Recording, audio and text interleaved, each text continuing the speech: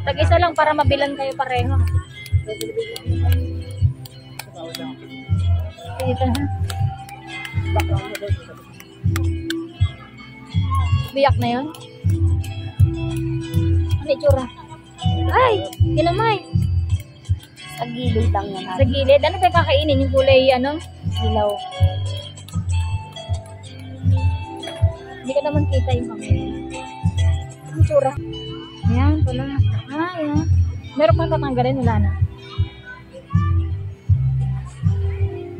Tapos talagyan mo suka. So, kakainin mo na yan, Dave.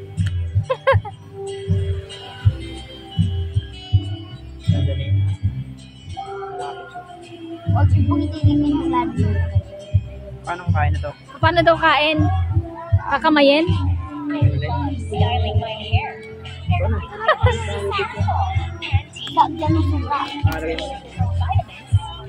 Make hair strong. Use Fitness. Feminine style. Tag-10 isa na. Ganun na kamay. Wala pa kami biryani. Wala, walang barya. Di, libre na to. Ano lasa? Lagot. Parang hindi masarap. Ganun na ba? Masarap? Natikman nyo na to? At yun na nga guys, so first time kong kumain ng sea urchins. Dun sa unang video, nakita nyo kung paano siya binuksan at kung paano siya kakainin.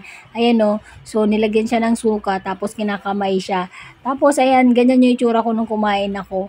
So malalaman nyo kung masarap ba talaga siya o hindi. Pero para sa akin, ang lasa niya ay kalasa ng talaba guys. So ganun lang din, hinihigop. Ang kaibahan lang niya na inilalagyan siya ng suka para kainin or bago kainin. Tapos ayan, ganyan kadami yung tinitinda ng mga bata. So 10 piso ang isa. Since wala silang panukli, so yung sukli namin supposed to be na 30 pesos ay binili na din namin ng 3 peraso pang sea urchins at pang takeout. Ayan o, diba ang lapit lang namin sa beach. Ayan, gumagalaw pa nga yan eh. Tapos ganyan yung itsura niya habang kinakain namin guys. Kayo ba? Nakakain na nito?